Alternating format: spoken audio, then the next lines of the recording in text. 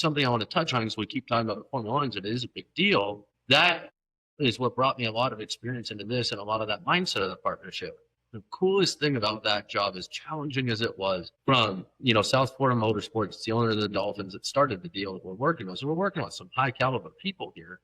And engineers from Tilke, who they were out of Germany, they're flying out of Germany to do this. They do Formula One every day.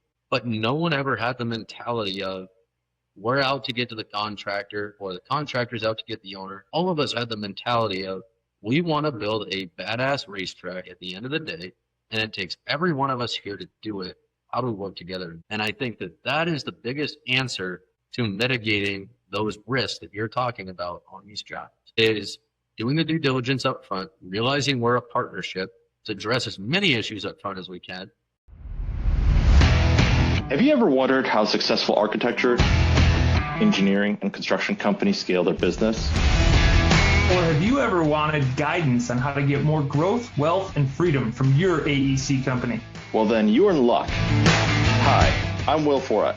And I'm Justin Nagel, and we're your podcast hosts. We interview successful AEC business leaders to learn how they use people, process, and technology to scale their businesses.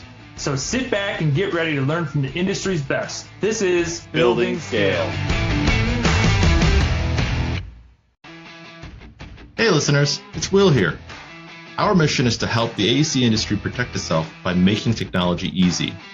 If you've ever listened to our show, then you know that the 3 pillars of scaling a business are people, process, and technology. So if you suspect technology is your weak link, then book a call with us to see where we can help maximize your company's IT and cybersecurity strategy. Just go to buildingscale.net/help. Today's guest is Michael Lucarelli, a construction leader with experience spanning high-performance racetracks to high-value commercial buildings. Michael began his career as an intern at Sunland Asphalt, where he began an integral part of scaling a division from 8 people in the office to more than 30.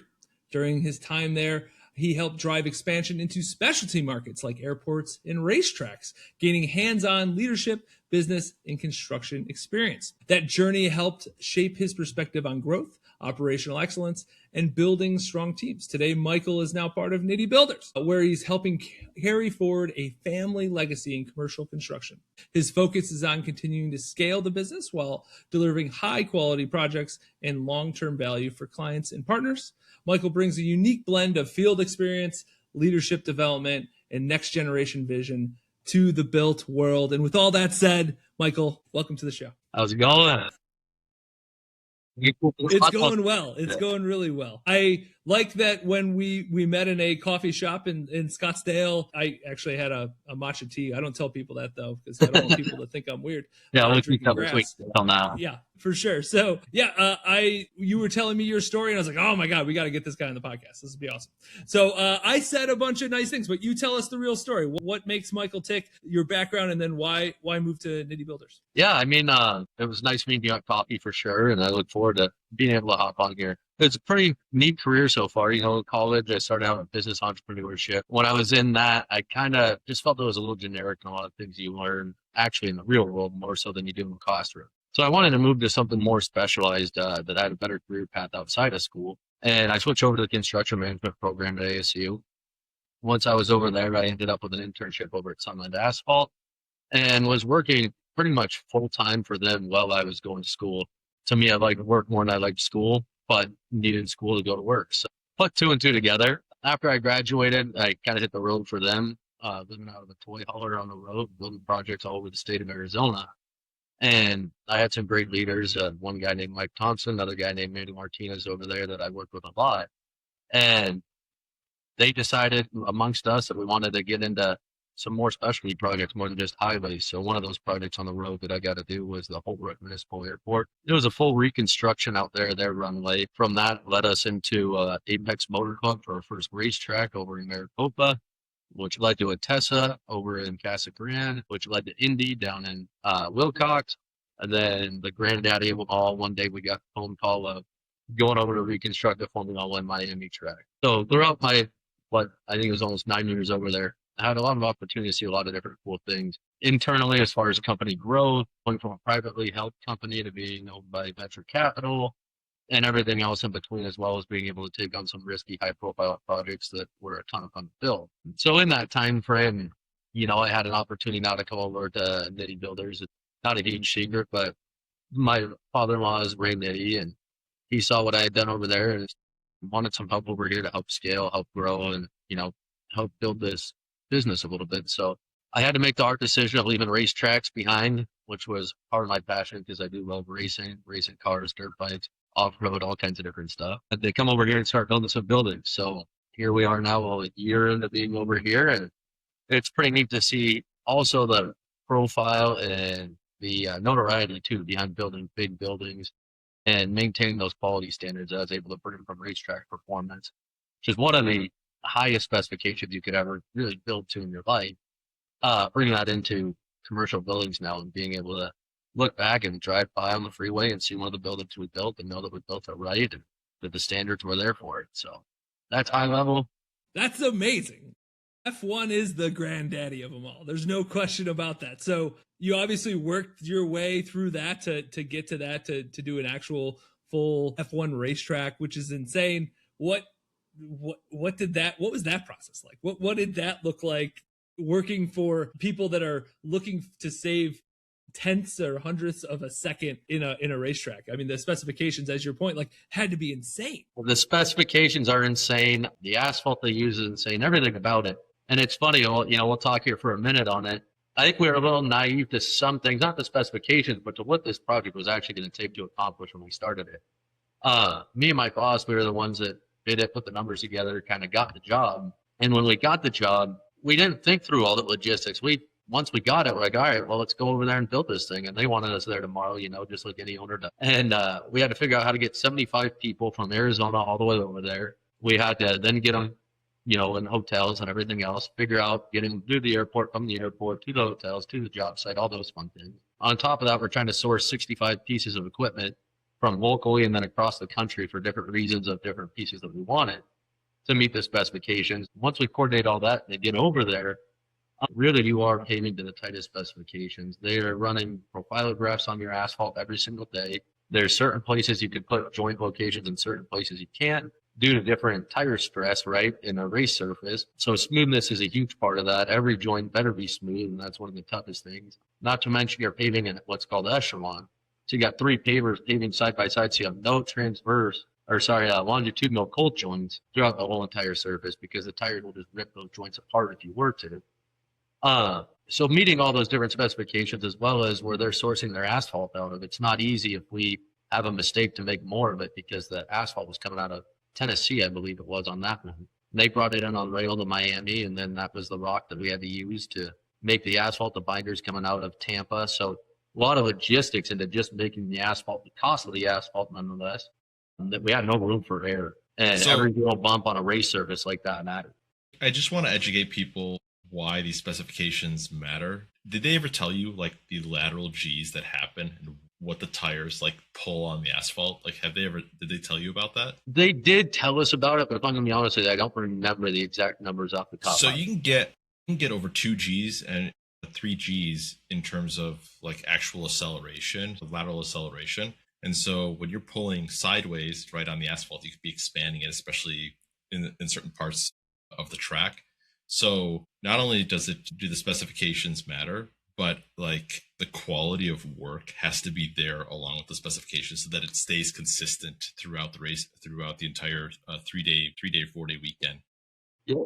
For F1 racing. No, for sure. And on the back of our pavers, to that point, we had thermal imaging cameras off the back of our pavers, and every day we were pulling reports monitoring the temperatures as the asphalt's being laid to make sure that we have that consistency. Behind that, on our rollers, we had intelligent compaction on every single one of them, then monitoring that. You're taking the 2 of the thermal imaging and knowing the temperatures to what the rolling patterns look like, to then make sure you are consistent across the whole entire surface. And from the racing background, not only from the asphalt family, one little bump when you're going 200 miles an hour and you're trying to hit the brakes is, to Justin's point, that tenth of a second that's the difference between you and the next guy, right? So every single bit of it matters. And it's just impressive when you see it all go together and then see the race happen and how the cars can perform and how it holds up. And watching racing on your surface is probably one of the most rewarding things after the fact. But you didn't lay out the entire racetrack all at once, right? No, we did. It was 6 different sections broken up, and that goes back to where we have transverse cold joints. You can't have your transverse cold joints in high G-force areas like you're talking about, in the middle of the turn, acceleration zones, different things like that, because that's the first place the asphalt's going to fit.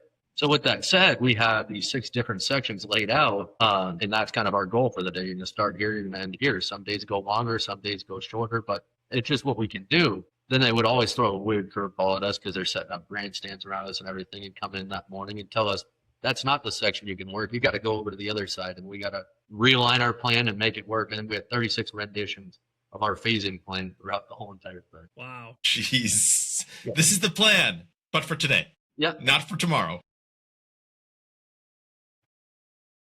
So this was the ultimate project management, logistical component, getting the team on the same pace. Like this, it's taught you everything. It's obviously multiple projects did this. This is high stakes, right? F1, big name, perfection is only accepted, nothing else. Yeah.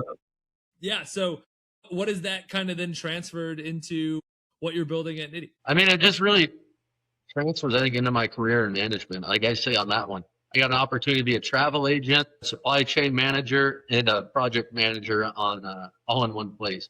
So a little bit of that. I mean, it comes down to leadership and planning, I think. What made that project so successful was the amount of planning and leadership, and not just from me, but from others that were involved, taking ownership of what we were doing, what we were trying to achieve, and the result that we wanted, and then all of us working together to achieve that. It was no one against anyone. It was all of us with the same common goal, with our own role in the plan to get there. But I think the biggest thing to me, and it's on anything really, it could be, I guess, overdone in a sense if you start overthinking, but is planning. You've got to plan ahead on these things, because what you don't think of is what's going to be your issue when you get there, right? Now in business and running operations, it's the same way over here at Nitti Builders for our projects. We got to plan these things for our owner. We got to think about how you're going to get your crane in there to lift panels while you have these other trades going to maintain the schedule that you're going to do.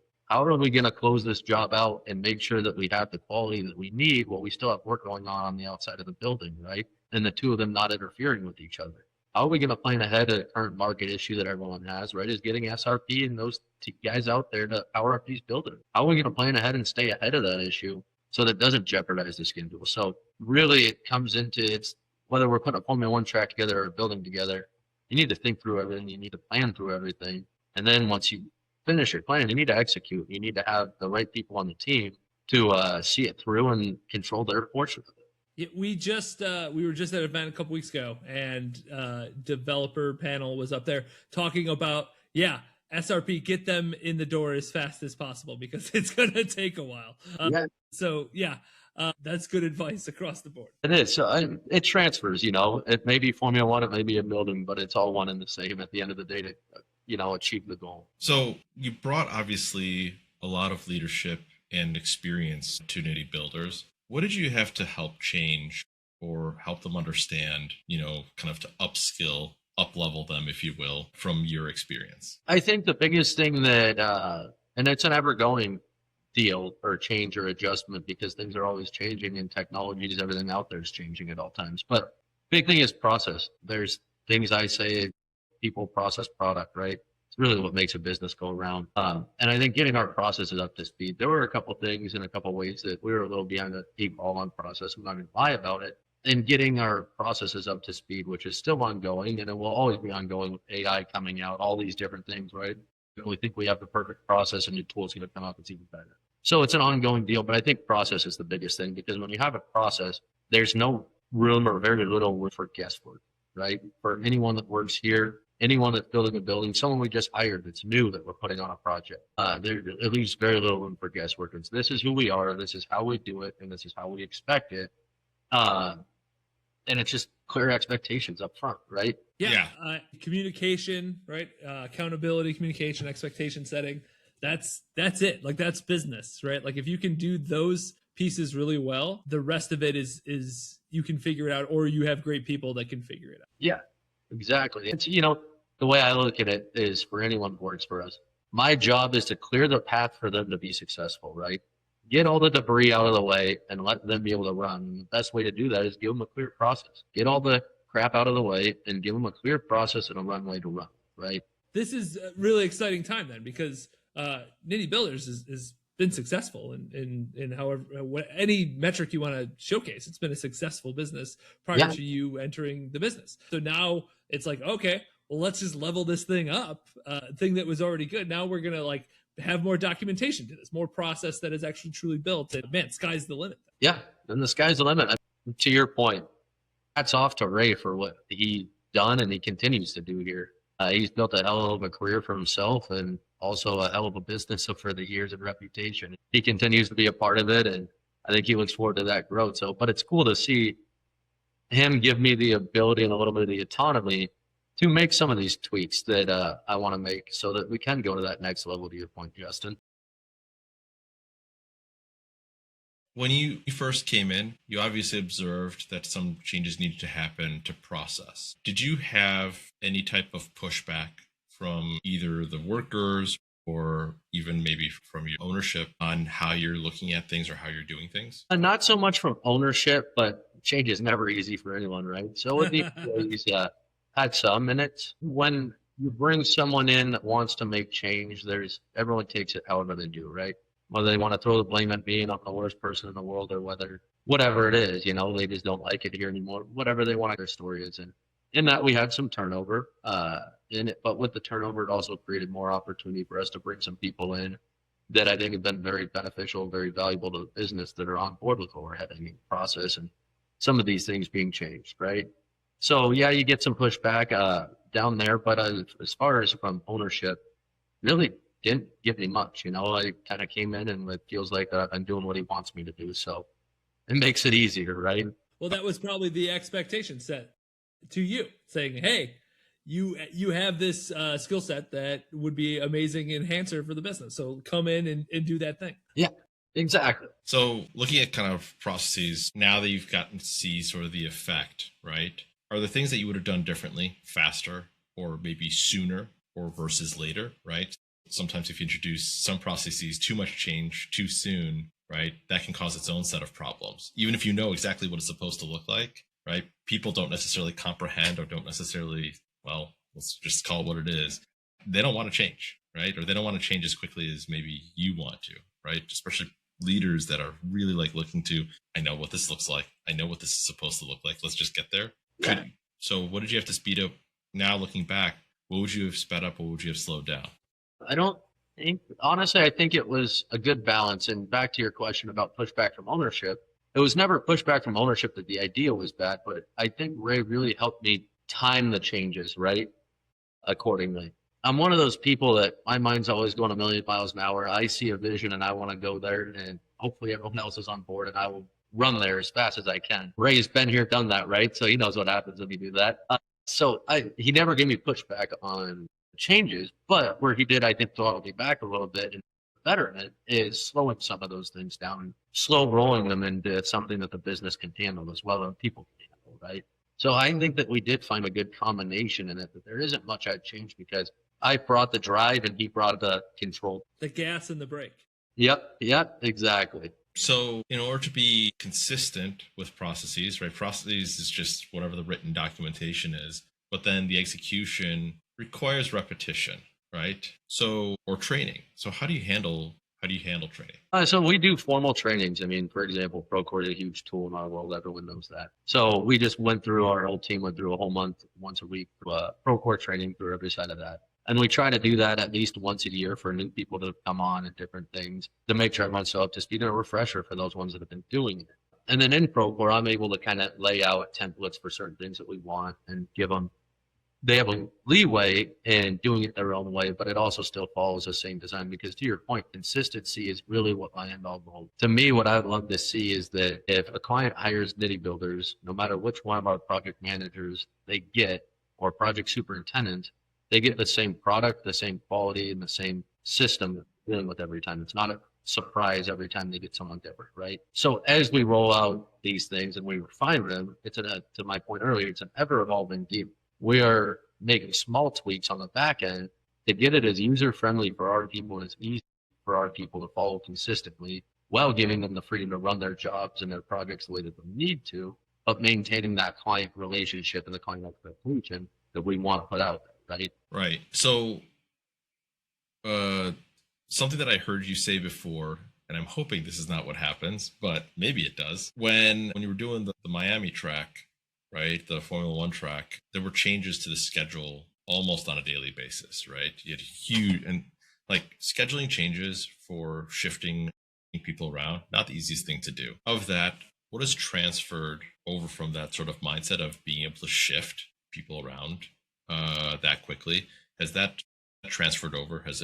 Have any of those skills transferred over? And if so, how? Oh, it's 100% transferred over. And I think a lot of it just has to do with our project placement, right?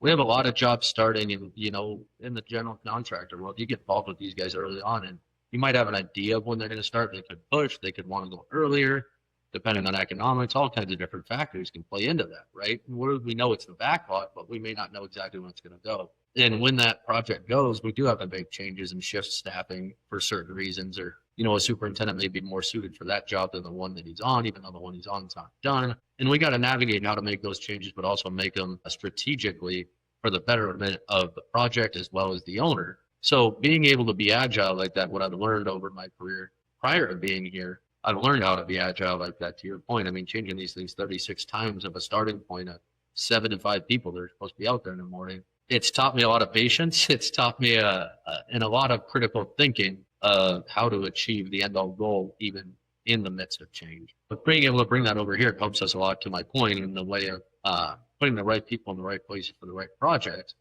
and also making those adjustments on the fly while not losing track of where we're at on anything else currently existing, right?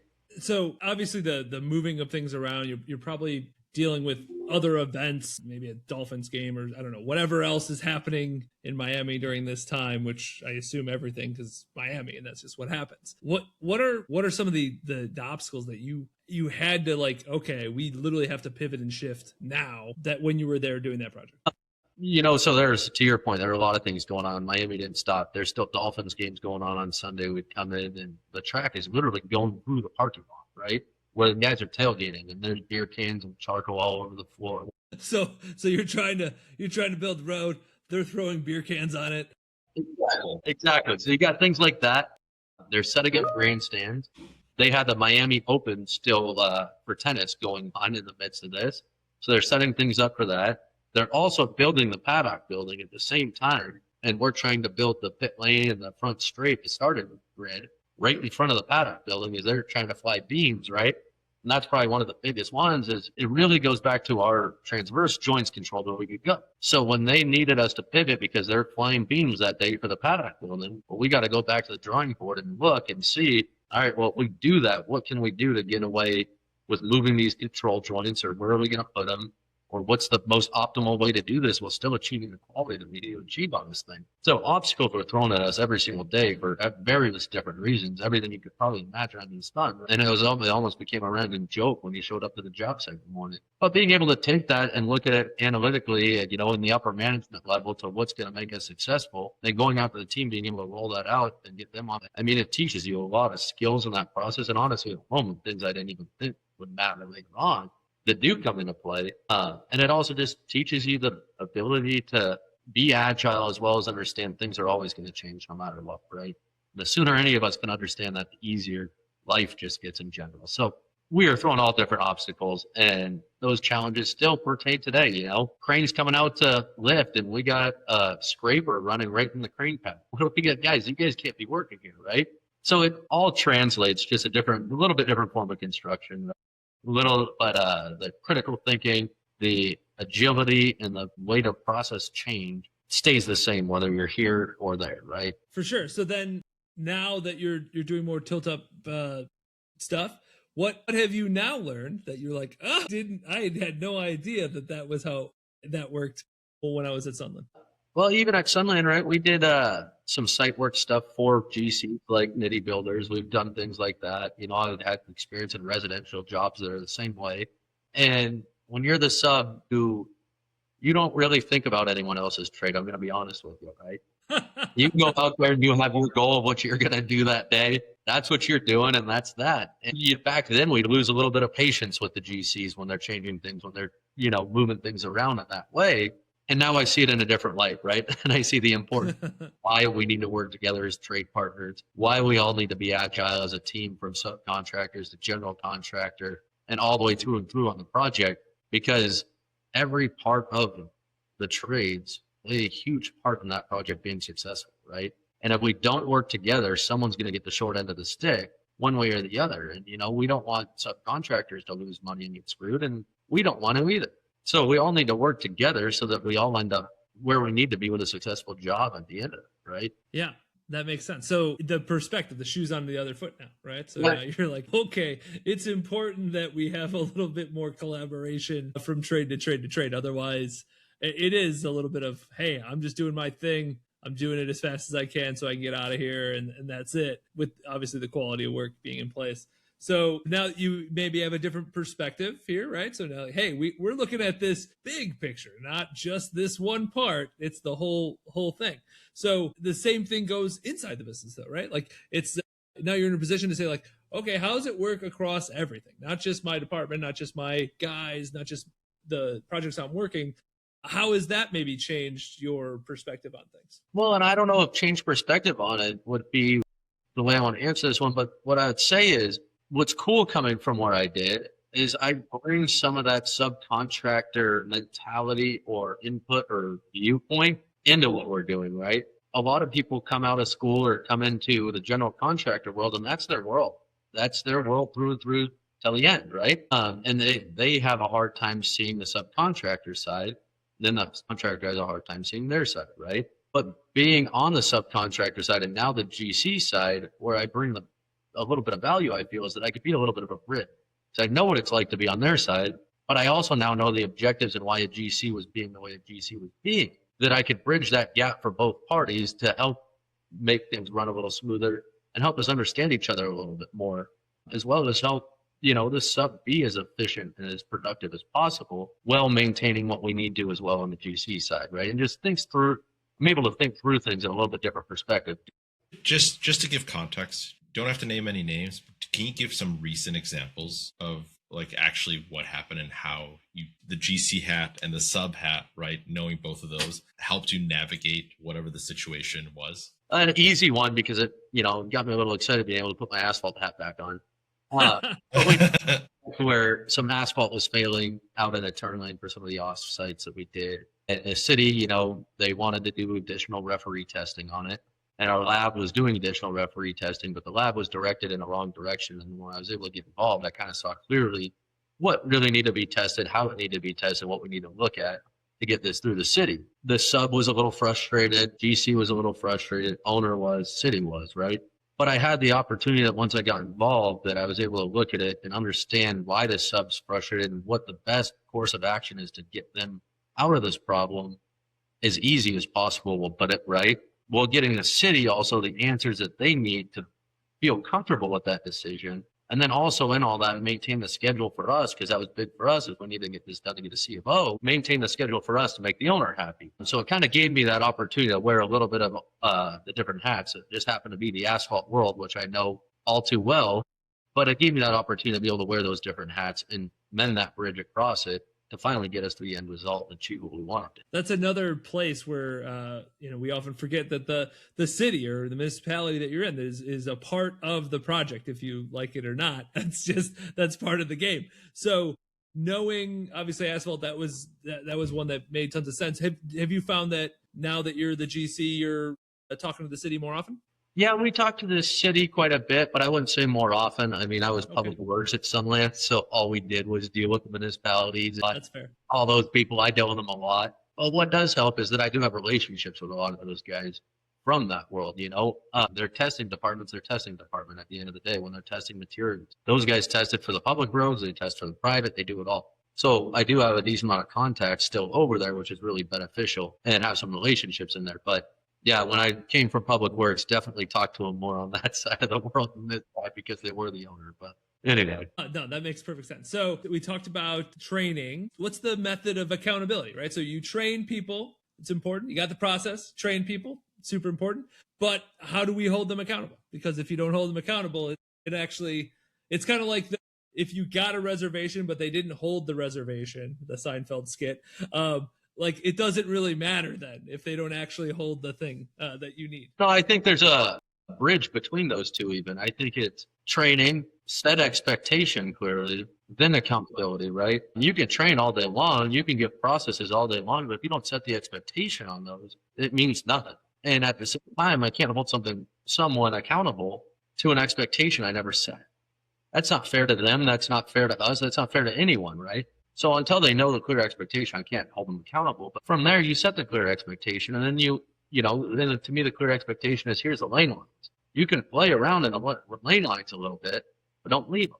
And then once you have them in the lane lines and they're working in there, then you just monitor, you help guide them and steer them, and then also give them a little bit of direction, right? When they want to go out of a lane line, it's not just, hey, don't do that. It's, hey, this is the reason that we're trying to do this, and this is the goal we're trying to get to. And by staying in these lane lines, that's how we're going to get to that goal, and helping them see the vision, see the goal, see the expectation and why it's there, more so than just saying it's there, so do it, right?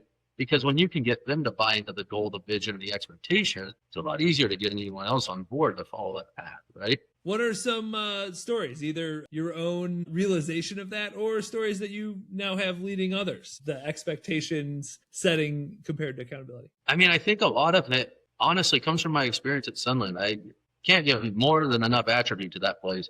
They gave me a lot of opportunity, a lot of skill, and I had a lot of great leaders and mentors over there, and they did a really good job setting the expectation for me. I'm a very self-motivated, driven person, so once you set an expectation, it's pretty easy for me to follow. But without the expectation, there were times in my career that someone wasn't setting a clear expectation, and then I'm getting, not reprimanded, but coached, let's say, on something that was never clearly explained to me. And I know what it felt like to do that and to be in that situation. So I think that just learning from my own experiences of being led as well as leading others has kind of got me to that point, right? And it's also, one of those things, and I think it kind of goes back to that same story, but people have came to me that were working as a direct report for me that were managing people, and they said, hey, so-and-so did this. I'd say, well, did you set the expectation for them before they did that? No. Well, then you can't get mad at them for it, right? Go set the expectation, and then if they do that, let's talk about it. And I just saw in that slight change, I saw the direct results in the performance of the people, right, when it happened. So just living it, doing it, and it's all trial and error at the end of the day. We can read as many books as we want. We can go to as many seminars as we want. But until you go and you take what you learn from those things and put it in your own style and your own way and try it and fine tune it, you never really know what works, right? You can't just do what a book says. Everyone's got their own style. So it's just a little bit of trial and error with taking input from other places and coming up with what works for you. So I have to ask then, because when it comes to bidding out projects, right, and bidding out, let's say the tilt-up warehousing, shit happens, right?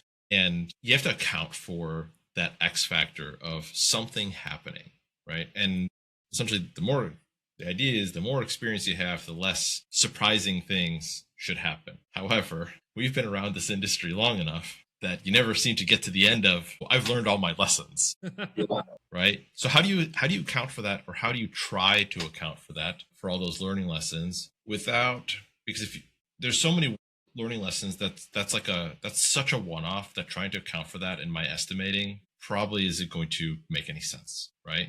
How do you deal with that? Well, it's funny. One thing real quick, you touch on, things are always changing. And our general superintendent, he's been doing it with Ray for 30 years or so. He'll say it to your face. So every job I learn something new. Every job there's something different. And there is. At the end of the day, you're never going to account for it perfectly. No one ever will, because I can sit there and I can put a bunch of risk money in the job. Okay, then I just price myself out of the job anyway. I won't get it.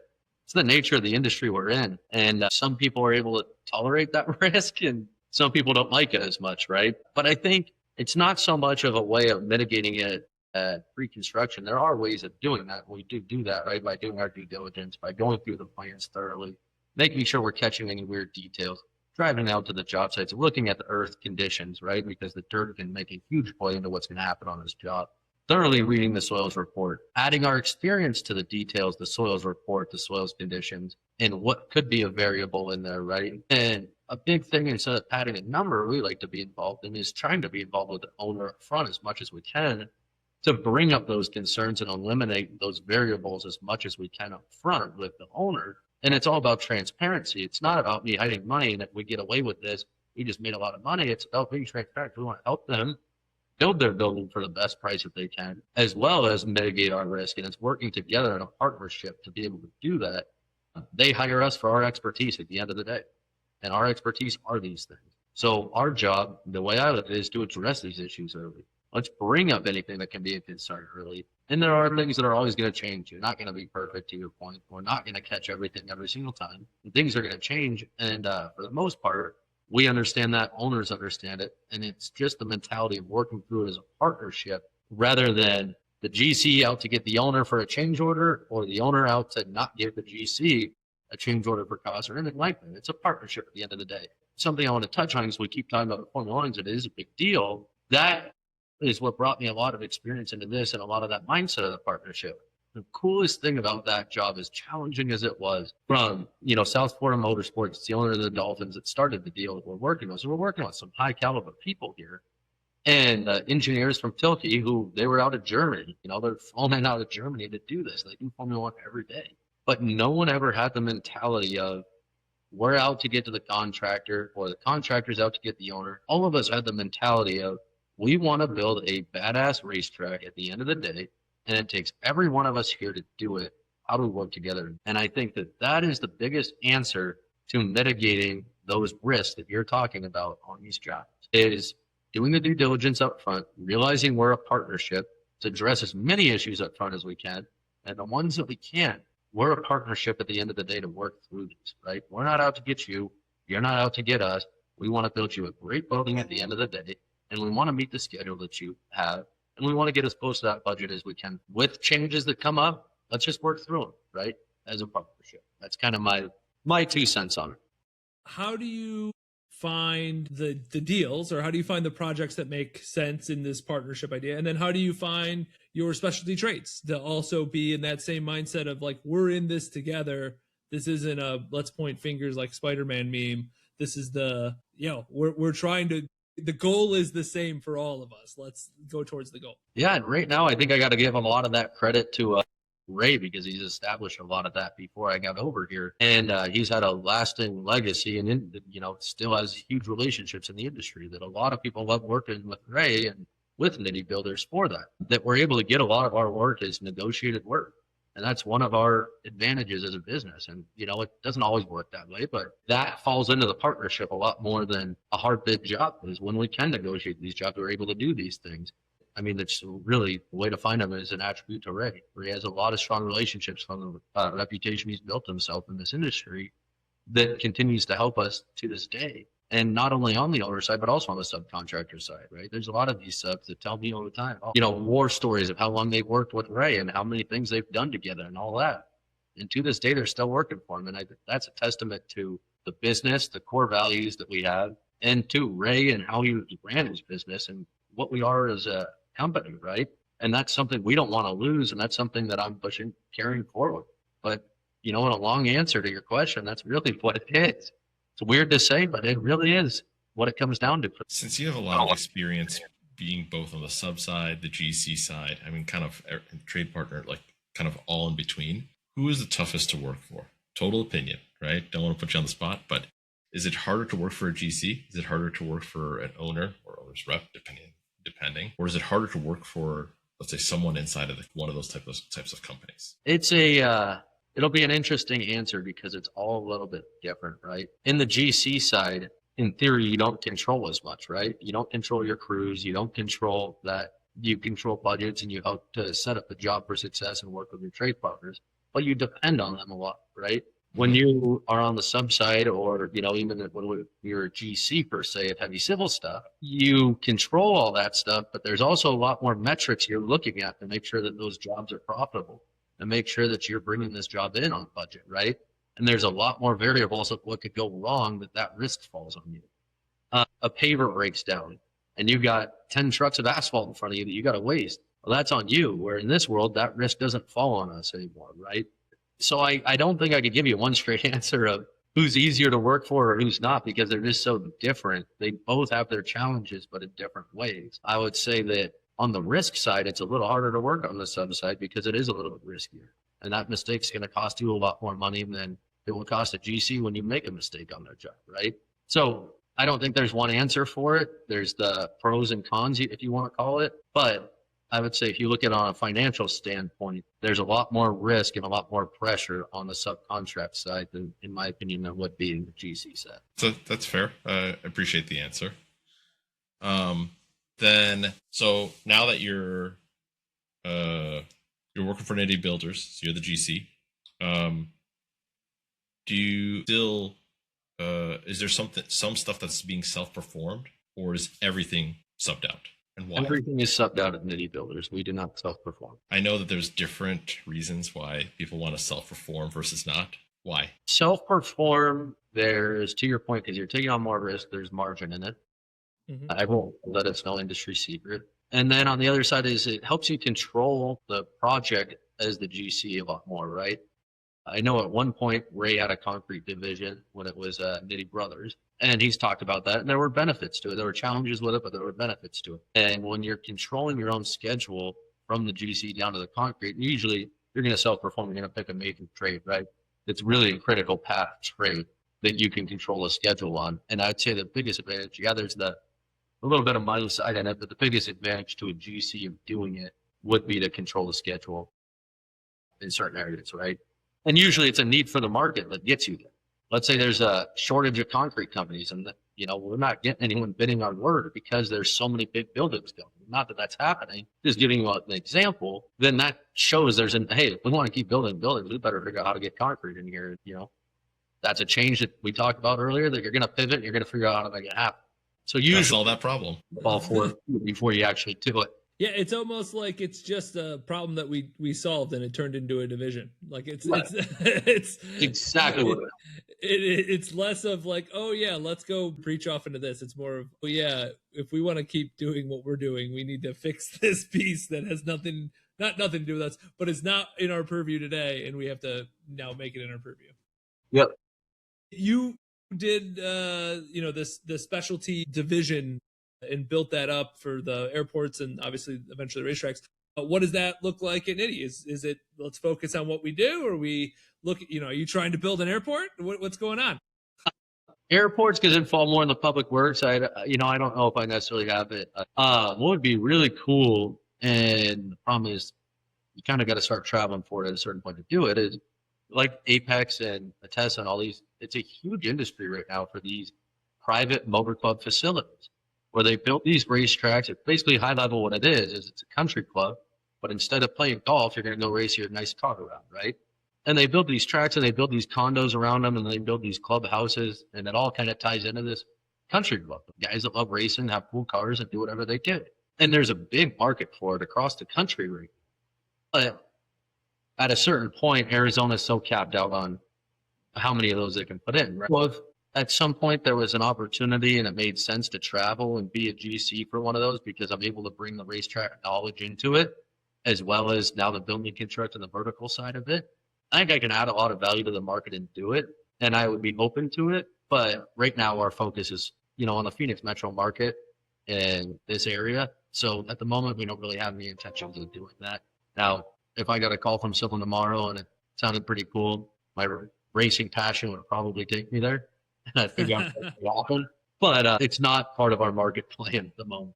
For sure. Yeah, I think Will is going to be giving you a call to join the country club after you build it.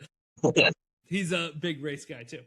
Yeah, there you go. Awesome. What about on the technology side? Obviously, you came in, there was some form of technology. Is there been any advancements there? Everybody, hates technology in a way. What does that look like at Nitti? Yeah, I mean, one big thing, Procore, right, is a huge thing. And before I was here, they were Procore, they went to a different, and it's really just refining that. Those guys are amazing what they build and how quick they build things. They have new AI agents coming out in that system and everything else, right?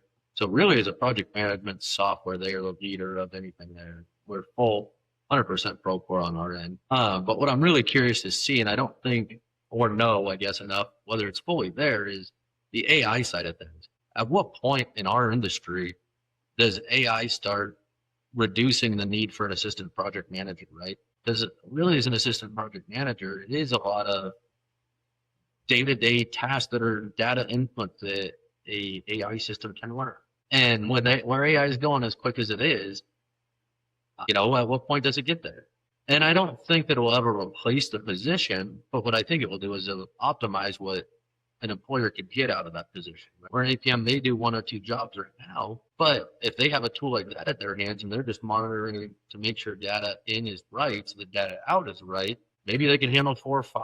So what does it increase the capacity of our people as this technology develops? I got a little jealous the other day when I was looking at some stuff from Con Expo, because I'm not on the self-perform side and own any equipment anymore. But CAT is coming out with a really cool AI system that really interests me, and it goes, it integrates into the superintendent or owner or whoever you want it to be's pickup truck, and it communicates to the equipment on the job site, where there's a whole video on it. You want to go look it up. But Wow, okay. he gets in his truck and he says, "Hey, I got these job sites, and give me the performance on them as far as this morning." And it spits back to him, your machine started up at this time, they've moved this many yards of dirt, here's what they're doing. And then it asks, "Hey, I saw there was a new CAD file that went in there. Do you want me to push that into all the equipment?" And as you drive down the road, he goes, "Yeah, push it to all the equipment." All of his operators have the updated CAD files that they're operating to, and it's just pretty neat. Made me a little jealous because I'm not on that side anymore to play with it. But it won't be long before there's something similar to that, right? That we could get into this GC side of the world that is just as valuable. So really that's where, and I'm sure everyone tells you this answer, but I'm really curious to see where AI is going, really researching it, really looking into it, and seeing where it can be applicable and how it's effective for us currently in the market. But as we all know, there's challenges with that, and you still need those people to make sure what that's spitting out is right. AI is trained just to give you the answer to a question you ask, and it may make something up to give you that answer. I've seen it happen before. And we need to be the safeguard to catch those things. I don't want to be a company that architects and owners are just dealing with AI, right? No one wants that. So you still need that personal touch. But I am curious to see where the advancements go in it and how we can implement it, what we can use it for, and where it fits. Well, very interesting on the assistant PM. I've not heard that idea. Yeah. I wrote it down because I'm like, I've got to be smart enough to be able to make that agent. Hey, I'll be a prototype if you can do it. I mean, I'll give it a shot. Look at that. Making magic happen right here on the podcast. Love it. Yeah. Exclusive though through Nitti Builders. No one else can play with it. If somebody wants exclusivity rights already, goodness gracious. What happened to partnerships? God. Justin. Competitive edge, Justin. Yeah, as much as we would love to talk about AI here, and that can get into a very long, drawn out conversation. Trust me, we've had a few. I think it's time for our last question. You want to take it away? Yes. So, Michael, if you could go back 20 years, so that'd be 2006, what advice would you give yourself? I would say don't worry so much about the small stuff, because at the end of the day, it all works out, honestly. When you're younger in your life, you worry about everything, and everything's the end of the world. A lot of the little things I worried about too much really did not matter. It truly does work out in the end. And I think just keeping that perspective and that mindset can help anyone coming up from 10 years ago or 20 years ago, whatever it is, even from here through the rest of my life. Right? Yeah. Is it going to matter in 5 minutes? Is it going to matter in 5 hours? Is it going to matter in 5 days? Is it going to matter in 5 months? If the answer is no, then it probably just doesn't matter now. Is essentially the idea. No, I love that. That's great advice. This has been a ton of fun. Is there anything else you'd like to tell the people before we say our goodbyes? Not too much, but I appreciate you guys having me on, and looking forward to where Nitti Builders is headed, the cool projects that are out there, and the opportunity to work with the market. It's going to be a cool ride, and we're here for the long run. We're carrying on a legacy, so we're not going anywhere anytime soon. It's awesome. If somebody wanted to get a hold of you, what's the best way for them to do that? I think my email's probably posted somewhere with this. Email, LinkedIn, connect with me on there, and we'll stay in touch and go from there. But yeah, reach out. LinkedIn, email, call the office. I'm always available one way or the other. May not get back to you right away, but I will as soon as I can. Awesome. I'll put all that stuff in the show notes for you. This has been a ton of fun, listeners. I hope you had as good of a time as me and Will did talking about F1 and what that teaches us across all types of building across the board. Until next time, adios. Adios. Thanks for listening to Building Scale. To help us reach even more people, please share this episode with a friend, a colleague, or on social media. Remember, the 3 pillars of scaling a business are people, process, and technology. And our mission is to help the AEC industry protect itself by making technology easy. So if you think your company's technology pillar could use some improvement, book a call with us to see how we can help maximize your IT and cybersecurity strategy. Just go to buildingscale.net/help. And until next time, Keep building scale. scale.